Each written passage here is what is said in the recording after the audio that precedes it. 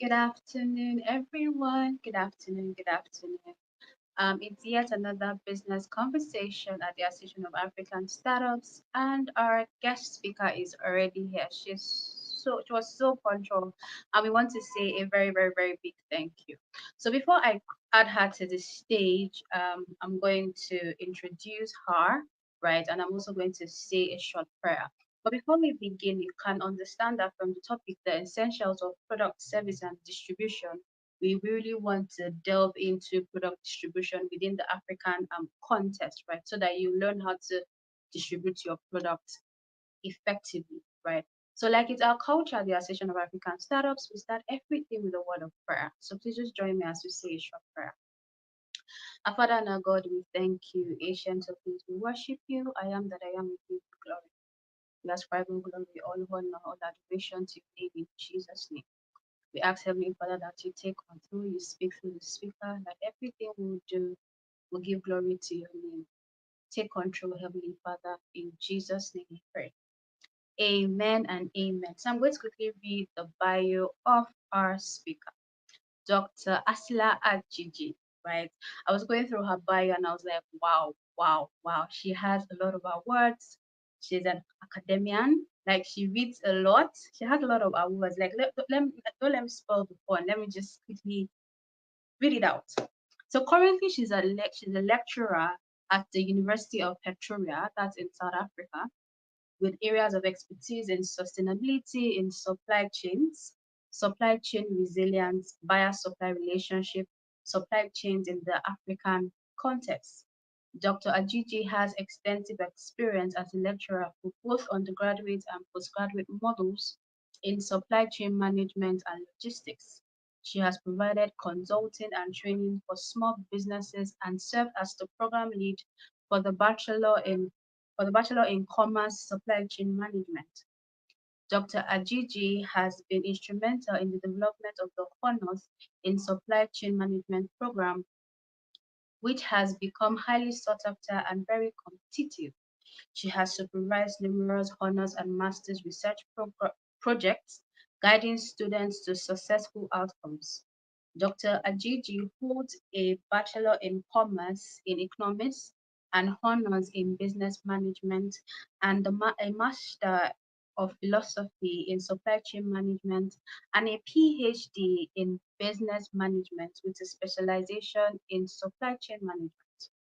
Dr. Agigi has presented her research at multiple international supply chain management conferences representing South Africa and Africa. She has participated in the European Operations Management Association conference in 2024 and other conferences prior to this, such as the Decision Sciences Institution rather, and the Production and Operations Management Society.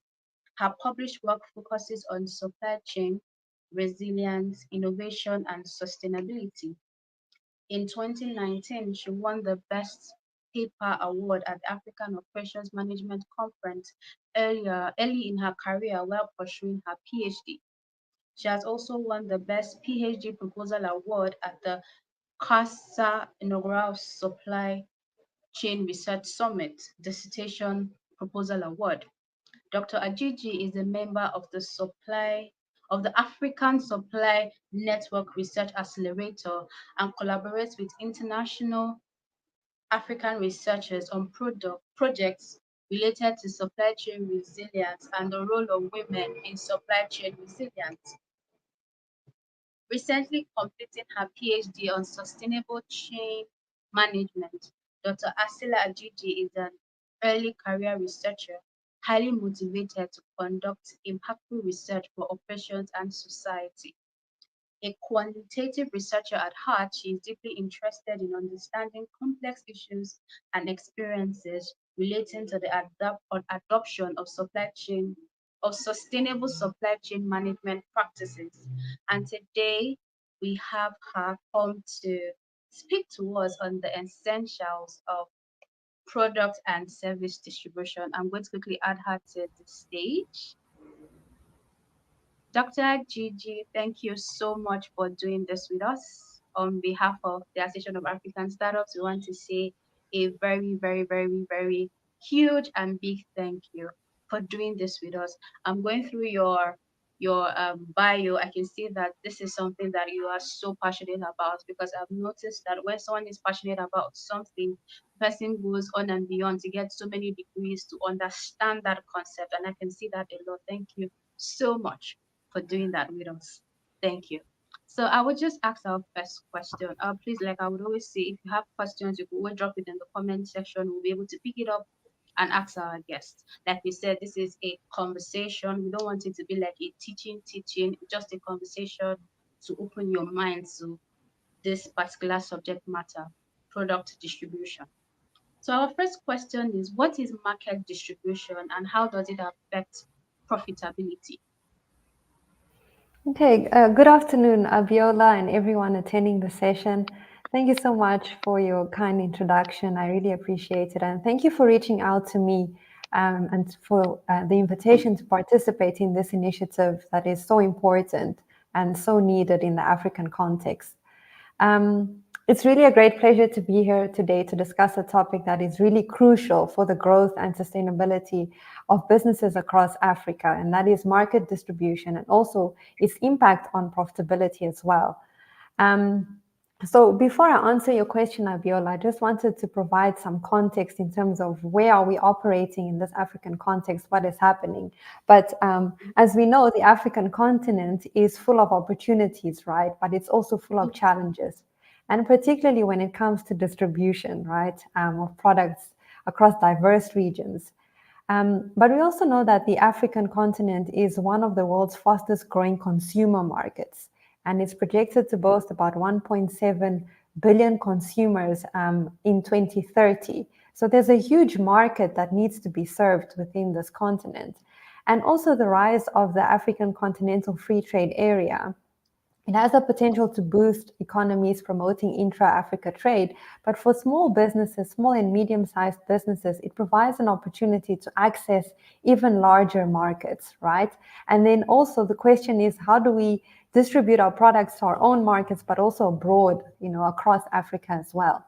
And then from a more perspective of Nigeria specifically, I understand that a lot of people attending the session are coming from Nigeria, but small businesses in Nigeria contribute about 60 million jobs to the economy, right?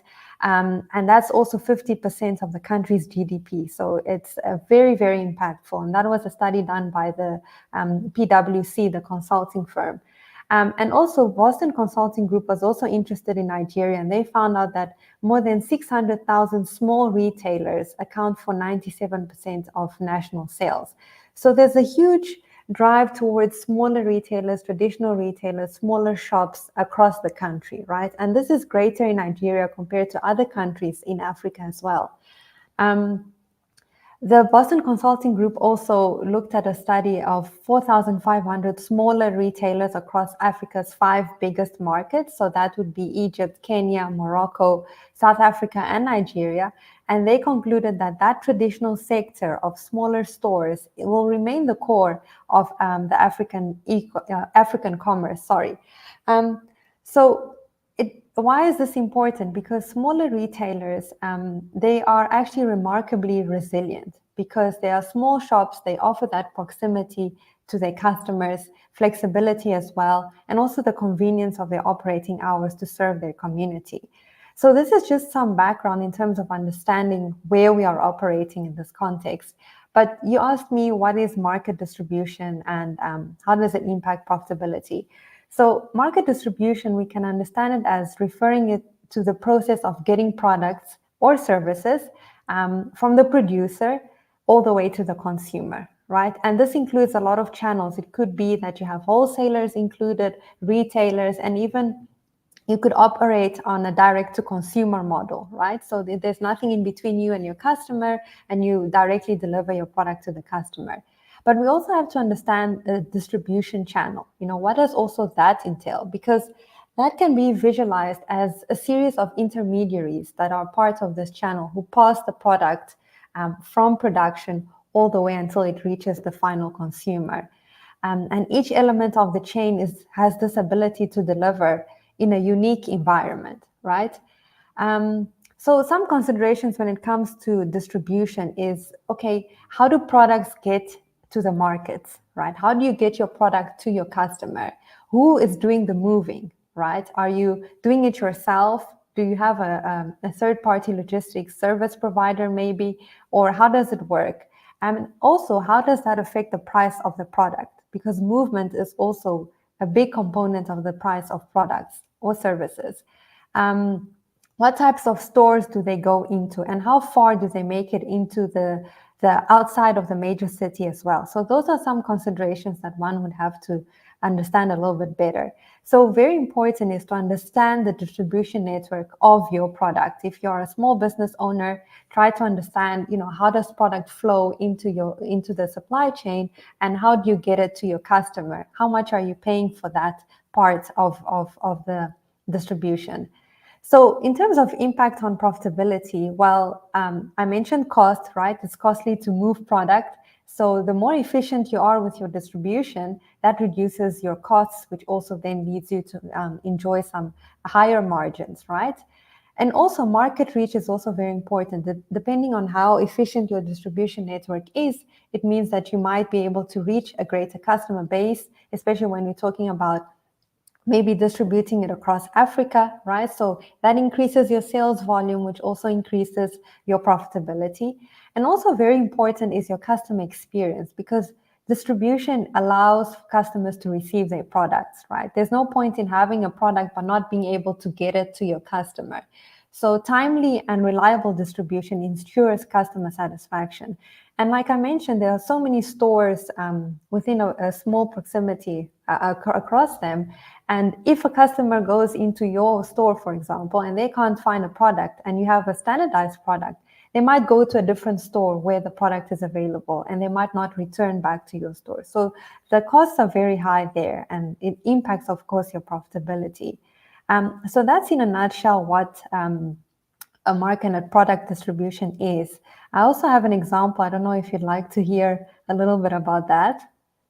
Okay, all right. So I like to teach through case studies, and I found this wonderful case, and I wanted to also share it with you. But this is about a company that started in South Africa 2 years ago, and they operate in the township. So a township is more of an informal type of market, right? And there's a lot of small informal businesses. And this company particularly, they were in the food delivery business. I don't know if you guys make use of Uber Eats or any food delivery services. But essentially, with Uber Eats, they don't really operate in the townships in South Africa, right? And so what this company, they found the gap in delivery of traditional food, so from small restaurants to the homes in that area, right? And also what was interesting is that they found that in order to access that market, they had to make use of scooters, right? So how do you distribute your product is also very important, because you want that access across the area. So they were able to actually they developed a platform essentially, and it actually started on WhatsApp, where they would take orders from customers like you and I in the township, and they would bring in merchants, what they called merchants, which are the restaurants, right? So customers could place an order from those restaurants, and then this company would then arrange the delivery through scooters. So they had multiple drivers, young drivers, that were a part of this initiative. And so this was essentially what the company was about. But they grew. I think they had 1,000 orders or 1,000,000 orders or something like that on WhatsApp, and that meant that they had to now develop an actual platform where customers could place an order, you can track the order, and restaurants could also place their menus there and everything else.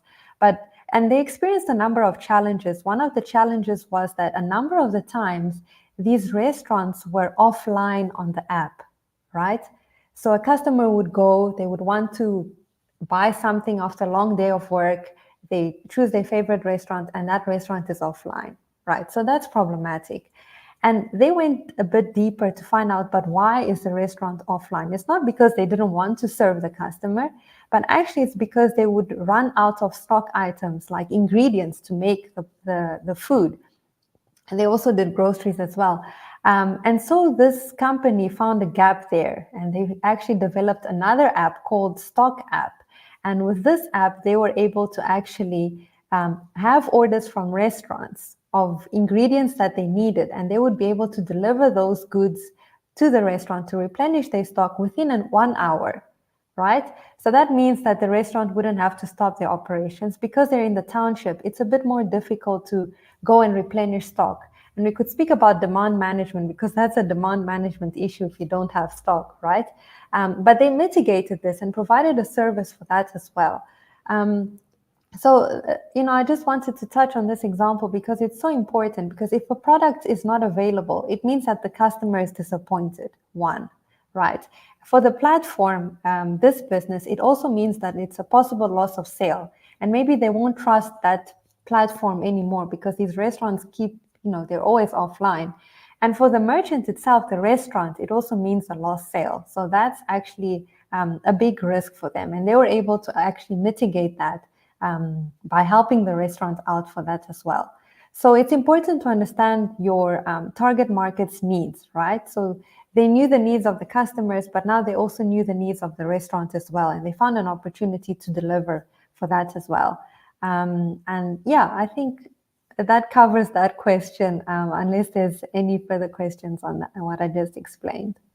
Wow, I love that. I love that you made us all understand that it's not just about having a product first. Because most times as entrepreneurs, we are really interested in having that product. I have my product. Forgetting that distribution too is something else again that you need to focus on. And I love the example that he gave by trying to understand what is even wrong with their own customers. They were able to create another business and make more money and be more profitable in doing that. So again, you need to pay attention to your distribution channel. If not, it's going to affect your profitability. And I like that you're using case studies to explain this because I believe that it drives in more when you use case studies to explain this. Thank you so much.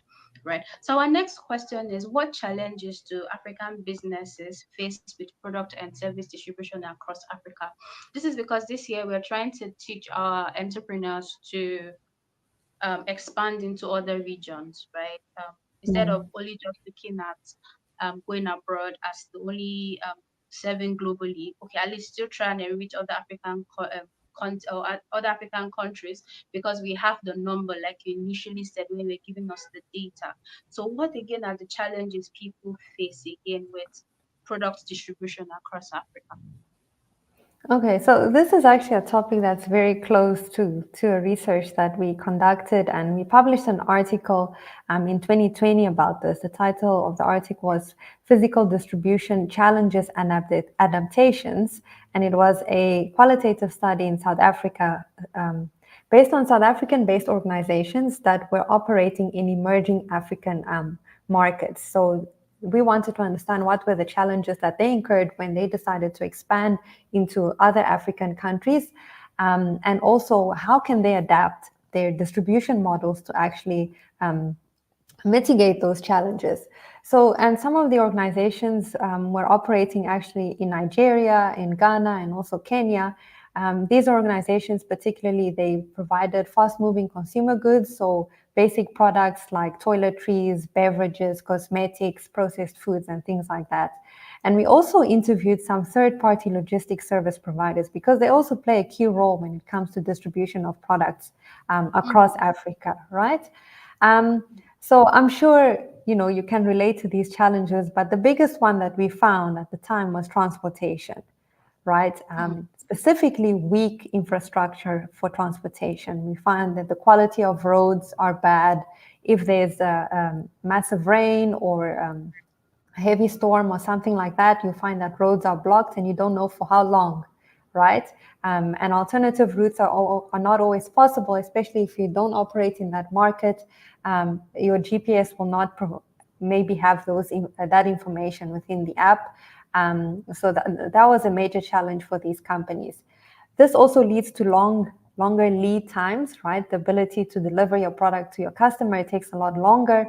And then if you're looking at products that are perishable in nature, it's even, the risk is even higher, right? Because you cannot really have that be stale or, be still for so long. Congestion is also a big one. I think in a lot of African countries, we operate in very congested roads. And that also, of course, impacts the transportation of goods, especially if you're a business and you carry loads of products. You can't operate a big vehicle and move quickly through the roads. So that's a big one. In-transit damages was also another one that was cited, right? So products that get damaged, okay, because of the bad roads that we have, the congestion and the moving all of the time, it impacts your products as well. So that's also something that came up. And then security, particularly theft, hijackings.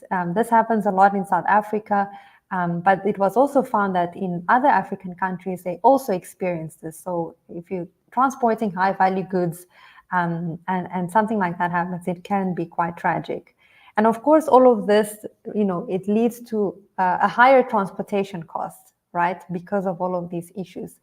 And some of the solutions that we found for that was maybe to look at outsourcing, to find partners that are operating in that market and that have the expertise when it comes to transporting the product. Now, with this business that I just mentioned now, they were serving the township with smaller restaurants within the townships, but they were doing so well that the Spar Group, I don't know if you know the Spar Group, they're a massive global retailer, yeah?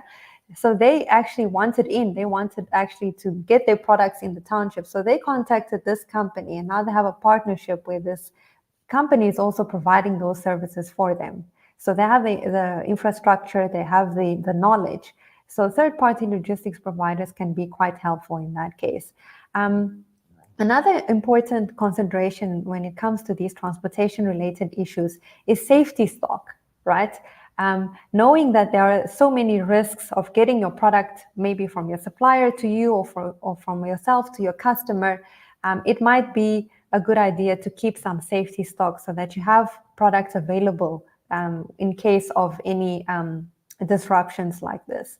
And then, of course, smaller vehicles, like in this case as well, they used scooters to get to these markets, and it's also more sustainable as well. So we also have to have those considerations in mind as well. And then protective packaging, of course, is becoming even more important, especially because of damage to products. But recently, also another big challenge is electricity, right? Power shortages. I understand that you also experience that a lot in Nigeria and a lot in a lot of African countries. South Africa is known for it. We're on the news for it all the time. But it's a reality that we have to deal with. And so we have to make provision for that as well. And so, it's things like maybe establishing a UPS system or solar, looking into those alternative energy solutions to keep your business afloat, because that's actually worth the investment at this point. There was a PhD study that was conducted, I think about 2 years ago. It was conducted in Ghana, and they called it, it's known as the fish and chicken study, which is a funny name, but actually this study was based on the fact that in Ghana, 90,000 Ghanaians actually die each year from food poisoning, right? And 14% of all hospital admissions are also related to foodborne illnesses. So this was a massive issue. And with the electricity crisis, we find that especially with perishables and things like that, we need to be able to make sure that we take care of our product.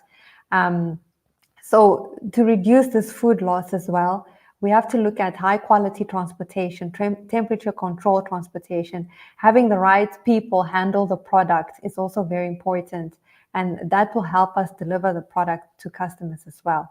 So that's also very important. Another issue with transportation in terms of an example as well is Dangote Group. I'm sure you know them, the cement distributor, but they also had a number of challenges moving their product because they are a distributor, and due to road infrastructure and high transportation costs, they really felt the brunt of it.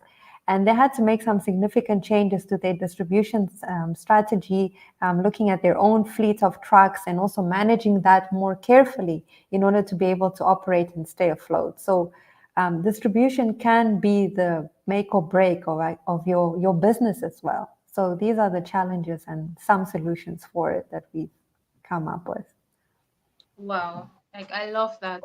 Like I would say this again that this is a conversation you need to go back to when you are trying to distribute into different regions across Africa, because you have to conduct your research. Like she's rightly said, you have to conduct your research. You need to understand what is happening, because sometimes you might not even need to have a branch there if you don't have too much issues with distribution, because I think most times people have branches or partners in some other regions because they want to help with their distribution channels. But again, you have to conduct your research. It depends again on what you're trying to distribute. With service is easier because of the digitalization and Mm. the internet and all, but with products you have to be very, very careful. Like she said, your distribution can make or mar you. Thank you so much for not just even sharing the challenges, but also giving solutions for the research that you have had. Wow. Right. So the next question we have is, what roles can governments and governing bodies play to product and service distribution in ways that it can grow the African economy?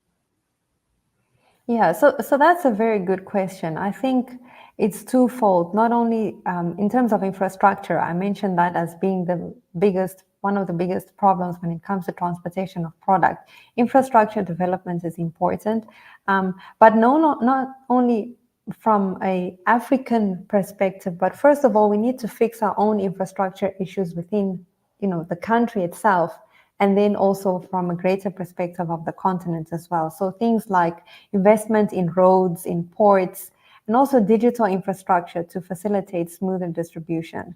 Um, in terms of regulation, the governments are already unified in with the African Continental Free Trade Area Agreement, so that helps. It eases it up a little bit, but there are also challenges with that, right? Even though the agreement is in place, you might find that when you get to the border, the people operating there are still requiring certain documentation that you no longer are required to have. So it's about investing and educating the people and making this process really work as it should. Governments can also look at supporting small, medium enterprises through providing grants and tax incentives, training programs like this one that you are doing with startups as well. And I know multiple governments are doing a number of things in this space, but we'd like to see more impactful type of programs as well, right? Um, and one way of doing this in terms of for governments is that they could look at public-private partnerships, right? So that's also very, very important because the resources are there, the knowledge is there, the expertise is there. So these public-private partnerships can really accelerate the strengthening of these distribution channels as well. So I think there's a lot that governments can do in that space. Yeah.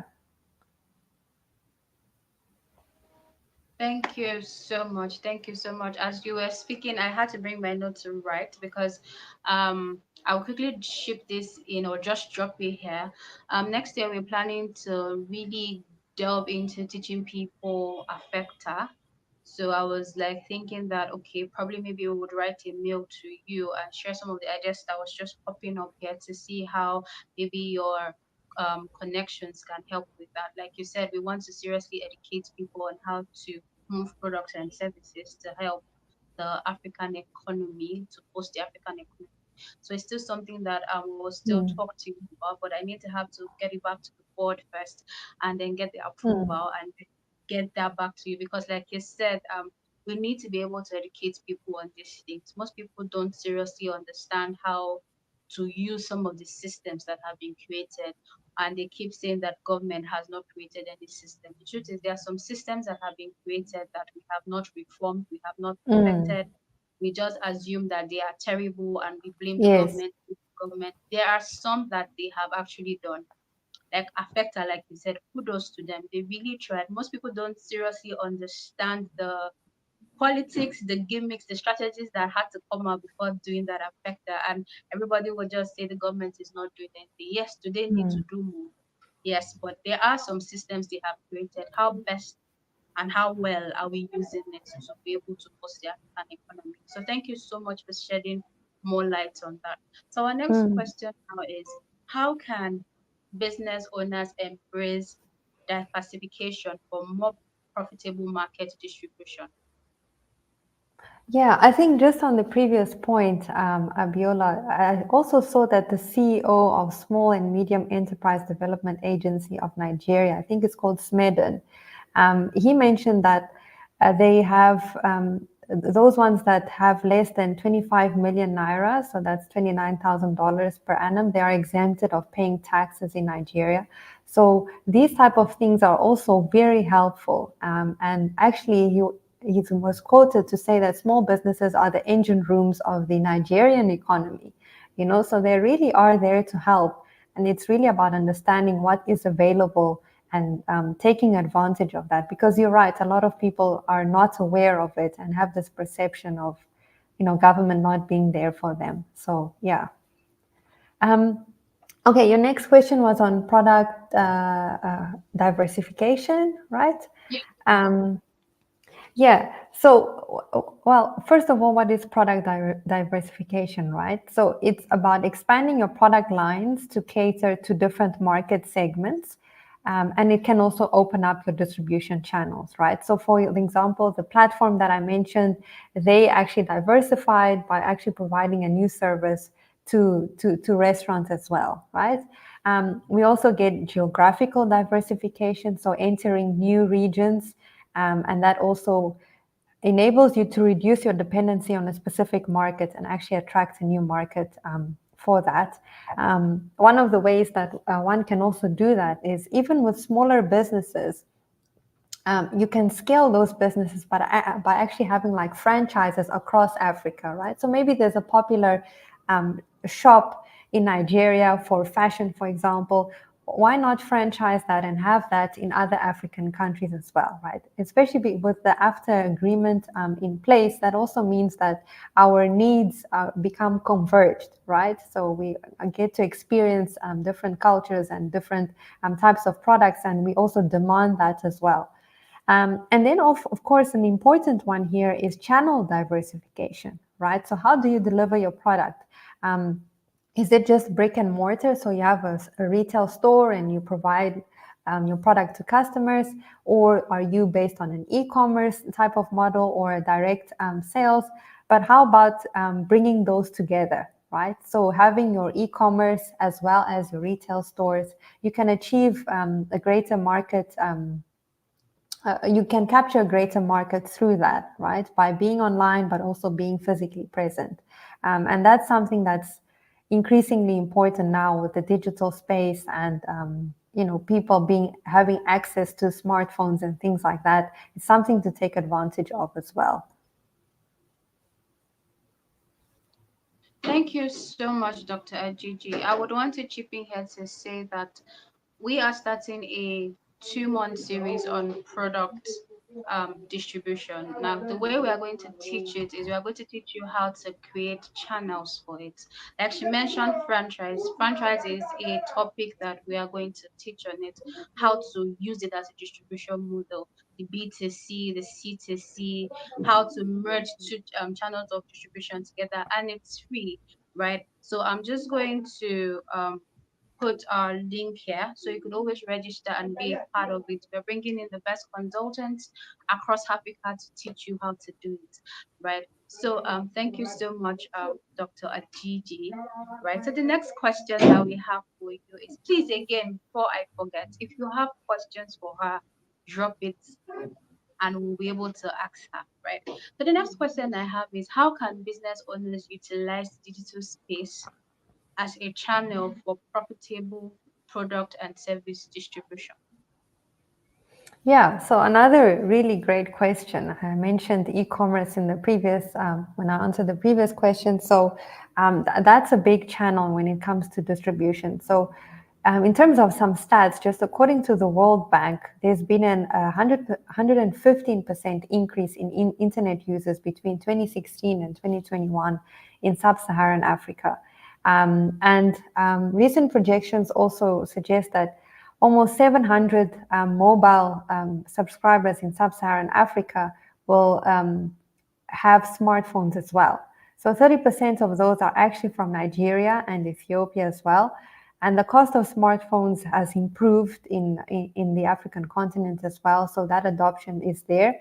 And by 2030, actually, smartphones will dominate mobile connections, and that is expected to constitute 88% of total connections, right? So in Nigeria specifically, it's expected to reach, I think, 94% in 2030. So that's quite high. A number of people that have access to smartphones, that also means that you can reach people even better. And then also by 2025, specifically, the African e-commerce segment is estimated to realize an annual growth of 18.21%. And that's about a market value of over $72 billion, right? So there was a study by the Boston Consulting Group. They looked at different retailers, small retailers across Africa. And they found that most of these retailers are generally young, educated, and digital savvy, right? So also there's that opportunity of making use of what is available. So in terms of digital technologies, one could use, of course, e-commerce platforms, right? That's become very popular. And like the previous example that I mentioned, the food delivery service, they started on WhatsApp, right? But you can also then develop your own to reach a wider audience as you grow. So platforms like Jumia as well, they're known as the Amazon of Africa. That's also one way of distributing a product. And another one is, of course, making use of social media marketing. That also, things like Instagram and Facebook and WhatsApp, it helps to obtain engagement from your customers. And then, of course, the nice thing about this is by having your customers online, you get a lot of data from it, right? And a lot of that data will tell you where your customer is and also what their needs are. So you can better tailor your distribution strategies to that particular customer. So you can understand your customer behavior, you can optimize your distribution strategies accordingly. Because a lot of the time it's also maybe that we don't really understand different customers, and especially if you want to expand, we don't understand what they taste like, how do they want their product delivered, and those kinds of things. So by using digital technologies, you can actually unleash all of this type of information. And also very important then is to be educated enough to make use of this information to tailor your distribution strategy accordingly. And one of the fintech apps, I think it's called Alerzo, Alerzo. But I found that it was very interesting because they provide e-commerce solutions. So if you want to sell your product and you want to have a platform, like I mentioned with the food delivery service, they can actually help you with that. And so it helps you grow your business very quickly through the use of established technology. And they also provide logistics services, right? So the delivery of the product. So they have access to one-of-a-kind platform that enables their customers to really grow easily in different African markets through the use of this type of technology. So you don't have to bear that, burden on yourself. There are organizations that do it, and these are tailored for the African markets and for smaller businesses, which also means that it's accessible for you as well. Thank you so much. Right. I was just jotting as you were talking because there were just some things I just wanted to share and I didn't want it to like skip my mind, right? So like she has rightly said, when it comes to the e-commerce, it's best to start with what has been or what is available. Like she said with the case study that she said with people starting with WhatsApps. Now what with WhatsApp rather, what this helps you to do is that you understand what works and what does not work. So that when you even want to build your own personal one, you are not just um taking another person's own that is not necessarily working to meet your customer needs and you are just duplicating things and then your customers start having issues. Like she has said, if you cannot get your product to your customer, they are going to find another vendor to purchase from. Then when you have done that, another thing again she said from the data that she gave us initially was that you need to make sure that your your website, your e-commerce website, when you eventually get yours, is something that can work on the mobile phone. There are some apps that I don't know, the tech word has skipped now from my head, right? But there are some apps that will work perfectly on the web application. When it comes to the mobile interface, Mm.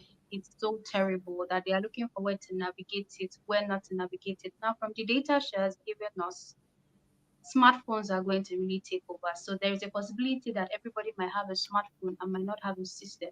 So if you are talking with your e-commerce project manager or someone to help you design the website, and you are just only focused on web application, you might lose your customers too. Right. So that's what she's saying. And then she gave us an example of a company that does that. I think she said the please correct me if I didn't get the spelling right. You said Alerzo. Yes. Yes, yes. So this is a company that can also help you with providing such solutions and distributing across Africa. So again, this is something again you can look into if you want to seriously distribute your products across Africa. But make sure that anything you're building is it helps or it can serve the web application, the mobile application interface. Because if I cannot use my phone to do it, or I cannot use my phone on your site, I might get turned off and move away and tell you that it's not usable. Mm. Right. So thank you so much, Dr. Agigi. Please, if we have questions for Dr. Agigi, please do let me know in the comment section so we can ask her. If not, I will just have to ask her the final question, which is just like a general question. What advice do you have for African business owners that are trying to distribute their products, or they have distributed their products, they don't understand what they are doing? How would you advise them to start with product distribution? Yeah, I think, I mean, this is a really great starting point. You're already providing so many resources to for particular startups. So I think education is key, because if we don't understand our market, if we don't understand what distribution is about, what are the options that are available, then it can become quite daunting. And I know as an entrepreneur, you focus maybe on your product and your service, and not so much on getting it out there. But that can also be an important components of your business. So I think education is very, very important. And just to understand that there are various options out there, and it's just about determining which one is best for you, for your business, for your customer as well. I think that's also very important, matching your distribution strategies to your customer needs as well. And yeah, I think there are a lot of options that are available, and it's just about understanding them. Yeah. Mm. Thank you so much, Dr. Gigi. Like she said, education is key. We need to seriously understand your market to know how to get your products to them. Right. Thank you so much. It seems that nobody has questions because you have seriously simplified this discussion I today. hope so. Yes, you did. I love the case studies. I love how you did not make it extremely complex, even giving us data. It's not everybody that can explain with data and it sinks in, and then they get the facts out. Most times it looks like it's just a boring thing, but you didn't do Mm, that with us today. So thank you so much, ma'am. The replay would always be there. It's going to be public on the YouTube channel, so we could always go back and rewatch it. So on behalf of the Association of African Startups, I want to say a very, very, very big thank you, ma'am. Like thank you I for said having me. initially, yes, I would try and reach you as regards that affected, because I see that it's something that you're very passionate about, especially when it comes to the logistics part of it. So we can see how we can work together and do some things together to seriously grow the African economy. That is something that I know Mm, that we will still have to probably discuss probably yeah. later. Yes. So Hmm. thank you so much, Dr. Ajiji. God bless you and have a great day. Thank you. Thank you. Thank you, Abiola. Thank you, everyone, and all the best. Yes, thank you. Right. So how is it? How is it? How is it? How is it? How is it? How is it? Like like she said, it's very, very, very important that you understand your distribution channels. Having a product is not enough anymore. You need to understand how you will be able to get them to your final consumer. And this is why our masterclass for September and October is going to be focused on product distribution, right? Now we are not just going to approach it like you have to do marketing, you have to sell. No, it's a system. You need to be able to have such a system that will continually run for you. And this is what we are going to do for the next 2 months after teaching you how to build valuable products. So if you're not part of the community, you can click on the link www.tasafrica.org/registration and be a part of it. So till we see in classes, until the next time we have another business conversation, it is bye for now. Thank you so much and have a great day.